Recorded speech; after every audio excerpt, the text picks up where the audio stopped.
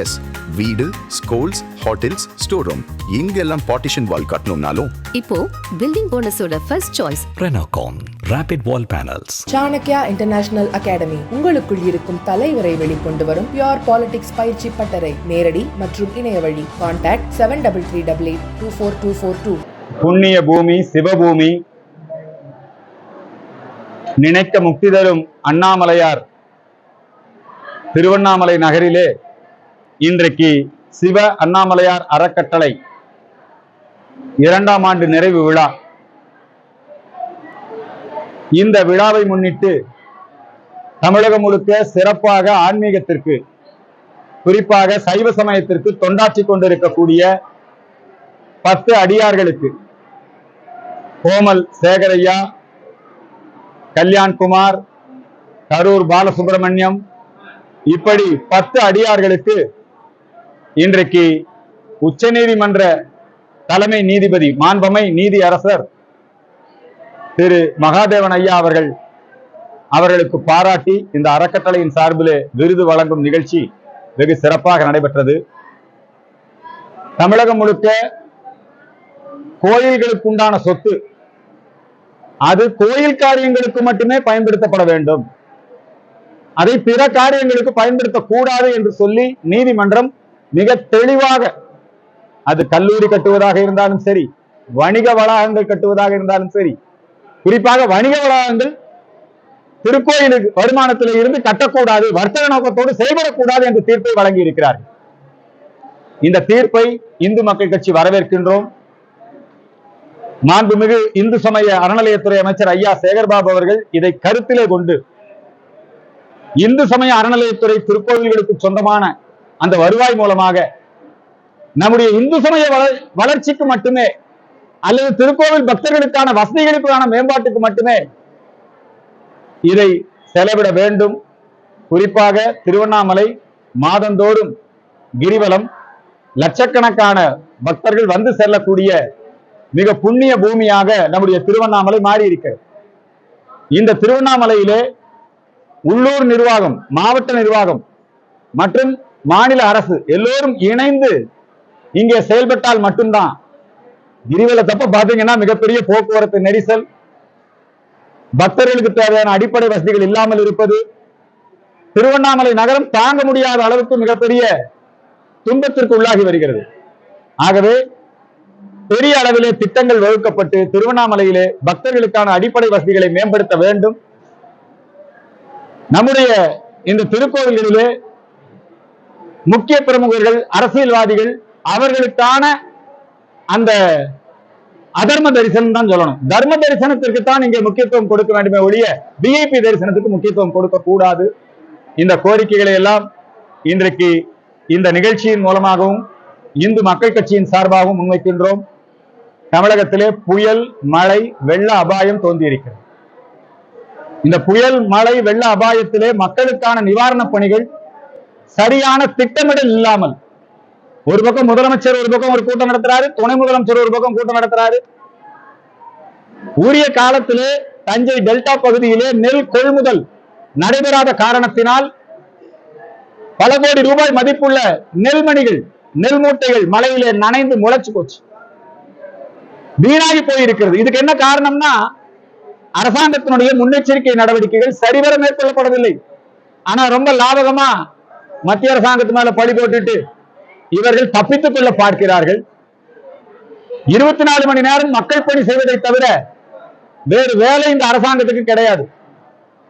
இந்த மாதிரியான பேரிடர் காலங்கள்ல சென்னையில நீங்க பார்க்கலாம், ஒவ்வொரு முறையும் மழைக்காலங்களிலே சென்னை மிகப்பெரிய துயரத்தை அனுபவிக்கிறது. 5000 கோடி ரூபாய் ப்ராஜெக்ட், நாங்க என்னாச்சு 5000 கோடி ரூபாய் ப்ராஜெக்ட்? 80% வேலை முடிஞ்சது, 90% வேலை முடிஞ்சது, மேயரமா திணறாங்க. கழிவு நீரும் வெள்ள நீர் வடிகாலும் ஒன்னா சேர்ந்துருச்சு, எங்க பார்த்தாலும் துர்நாற்றம் வீசுகிறது. மாநகராட்சி ஊழியர்கள் மற்றும் இந்த இயற்கை பேரிடர் பணியாளர்கள், முன்கள பணியாளர்கள் என்னதான் வேலை செஞ்சாலும் அந்த திட்டமிடக்கூடிய அரசு நிர்வாகம் சரியாக இல்லை. எனவே இது சம்பந்தமாக மாண்புமிகு முதலமைச்சர் விசேஷ கவனம் கொடுக்க வேண்டும். சென்னைக்கு நிரந்தர தீர்வு காண வேண்டும். சிங்கார சென்னை அது இதெல்லாம் சொன்னாங்க. ஒரு மழை கூட தாங்க மாட்டேங்குது. அதே மாதிரி டெல்டா பகுதியில் விவசாயிகள் பெரும் துயரத்திற்கு ஆளாகி இருக்கிறார்கள். இன்னொரு ரொம்ப முக்கியமான வேண்டுகோள் என்னன்னா, இந்த முறை 6 முறை 7 முறை மேட்டூர் டேம் நிறைஞ்சு 16 கண் மதகு வழியாக தண்ணி வெளியேறுது. எல்லா டேமும் நிறைஞ்சிருக்கு. எல்லாம் வீணா கடலுக்கு போய் கலக்குது. இடைக்காலத்திலேயே பல இடங்களிலே செக் டேம் தடுப்பணைகள் கட்டப்பட்டிருக்க வேண்டும். இப்ப கடல் நீரெல்லாம் வீணா போய் நம்முடைய இந்த உபரி நீரெல்லாம் வீணா கடல்ல போய் சேர்ந்துகிட்டு இருக்கு. இந்த தண்ணீர்கள் வீணாகாமல் பார்ப்பதற்கு வருங்காலத்திலே நல்ல முயற்சிகளை செய்ய வேண்டும். இந்த வேண்டுகோளை எல்லாம் மீண்டும் முதலமைச்சருடைய கவனத்திற்கு எடுத்து செல்கிறோம். இந்த நேரத்தில் நம்முடைய எதிர்க்கட்சி தலைவர் திரு எடப்பாடி பழனிசாமி அவர்கள், அவர் ஆளுங்கட்சியா எதிர்க்கட்சியான்னு பார்க்கல, எல்லா இடத்திலையும் போய் மக்களை இந்த அபாயத்தில இருந்து மீட்கும் பணியிலும் அதே போல நிவாரண பணிகளிலும் நேரடியாக களத்துக்கே சென்று ஈடுபட்டு வருகிறார்கள். முதலமைச்சர் தரப்பிலையும் துணை முதலமைச்சர் தரப்பிலையும் வெறும் போட்டோ ஷூட் தான் நடந்துட்டு இருக்குது. இதுல பெரிய அளவில் அரசியல் பண்ண வேண்டிய அவசியம் இல்லை. துன்பப்படக்கூடிய மக்களை பாதுகாக்க வேண்டும் என்கிற கோரிக்கையை இந்த நேரத்திலே முன்வைக்கிறேன்.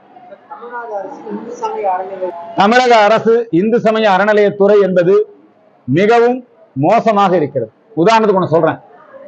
அறநிலையத்துறையினுடைய கட்டுப்பாட்டில் கல்லூரிகள் இயங்குது.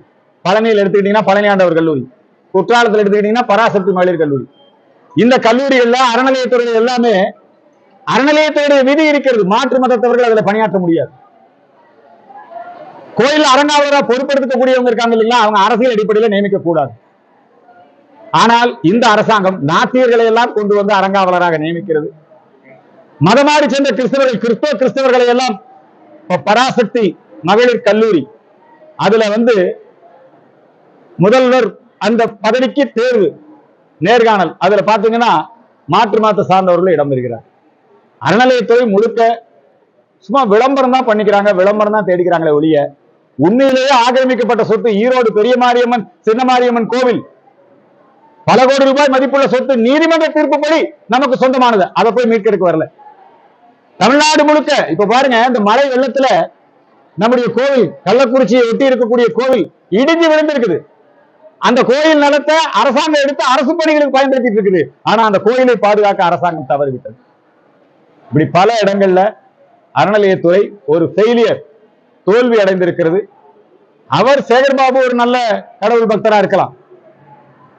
ஆனால் அறநிலையத்துறை என்பது இன்றைக்கு ஒரு ஃபெயிலியரா இருக்கு. அதனால அறநிலையத்துறையை அரசு மற்றும் அரசியல் சார்பற்ற ஒரு நிர்வாகத்தை உருவாக்கி, தேர்தல் ஆணையம் அதுக்கு அரசும் கிடையாது, அரசியல் சார்பும் கிடையாது, ஒரு அரசியல் சாசன பாடி அது மாதிரி ஒரு அறவோர் வாரியம் அமைக்கப்பட்டு இந்த திருக்கோவில் நிர்வாகங்கள் நடைபெற வேண்டும் என்பது எங்களுடைய நீண்ட நாள் கோரிக்கை. அதை இந்த நேரத்தில் வலியுறுத்துகிறோம்.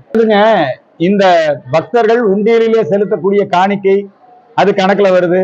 வேறு வகையில வரக்கூடிய வருவாய் இவைகளெல்லாம் முறைகேடு ஊழல் இதுல இருக்கிறது என்கிற குற்றச்சாட்டு இருந்து கொண்டே இருக்கிறது. இதுக்கு நிரந்தர தீர்வு காணணும்னா அரசு அரசியல் இது ரெண்டுமே இந்த திருக்கோயில் நிர்வாகத்திலிருந்து வெளியே போகணும்.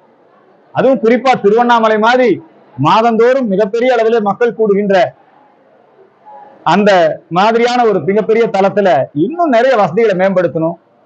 இப்ப திருச்செந்தூர்ல ஒரு முயற்சி எடுத்தாங்க, தனியார் பங்களிப்போட. சிவநாடார் அவருடைய பங்களிப்புல அவங்க 280 கோடி ரூபாயில அந்த நிர்வாகத்தை மேம்படுத்தினாங்க. திருப்பதி மாதிரி அவங்க கொண்டு வரணும்னு முயற்சி பண்ணாங்க. அதே மாதிரி திருவண்ணாமலையிலையும் அத்தகைய முயற்சிகளை மேற்கொள்ள வேண்டும். அதுக்கு பக்தர்கள் உபயதாரர்கள் நிறைய தயாரா இருக்காங்க. ஆனா இவங்க யாரும் அரசு உபயதாரர்களையும் பக்தர்களையும் அவங்க ஒடுக்கக்கூடிய நடவடிக்கையில தான் இருக்காங்களே ஒழிய அரசியல் காழ்ப்புணர்ச்சியோடு செயல்படுகிறார்கள். அது மாறணும். அதான் எங்களுடைய கோரிக்கை. இன்னொன்னு நல்லா தெரிஞ்சுக்கங்க, திருவண்ணாமலை என்பது மிகவும் புனிதமானது. அந்த கிரிவல பாதை புனிதமானது. அந்த கிரிவல பாதையில மாமிச கடைகள் மதுக்கடைகள் இதெல்லாம் இருக்கக்கூடாது. கடந்த முறையே சொன்னோம். வெகு விரைவில் திருவண்ணாமலையில் இருக்கக்கூடிய எல்லோரும் ஒன்றிணைந்து அரசாங்கம் இந்த மது மாமிச கடைகளை அகற்றுவதில்லை என்று சொன்னால் நாங்களே முன்னின்று அகற்றுவோம் என்பதை இந்த நேரத்திலே தெரிவித்துக். இன்னொரு ரொம்ப முக்கியமான விஷயம், தமிழ்நாட்டில் உள்ளாட்சி அமைப்புகள் அதனுடைய நிர்வாகம் மிகவும் சீர்குலைந்திருக்கிறது.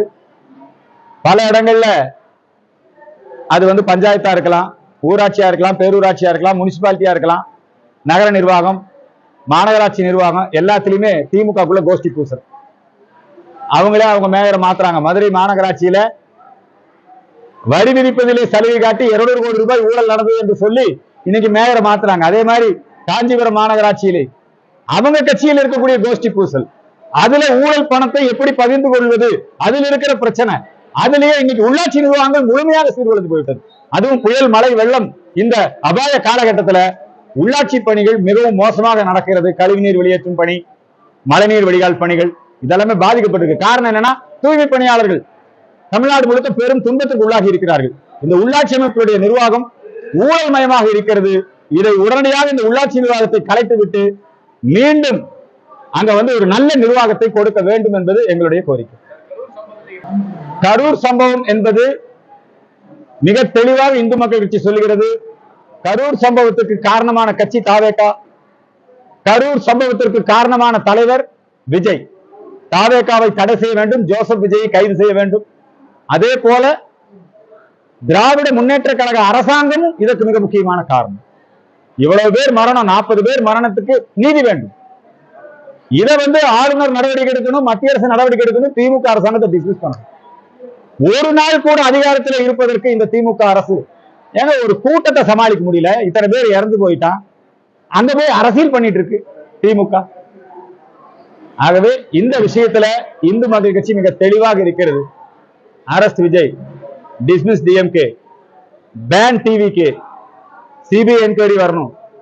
இதெல்லாம் நாங்க முன்வைத்து ஏற்கனவே போராடி கொண்டிருக்கிறோம். தேர்தல் ஆணையத்திடம் மனு கொடுத்திருக்கிறோம். தாவேகாவினுடைய அரசியல் கட்சி பதிவை ரத்து செய்யுது. அது ஒரு அரசியல் கட்சியா இருக்கிறதுக்கே லாய்க்கு இல்லை. அந்த பதிவை ரத்து செய்யுது.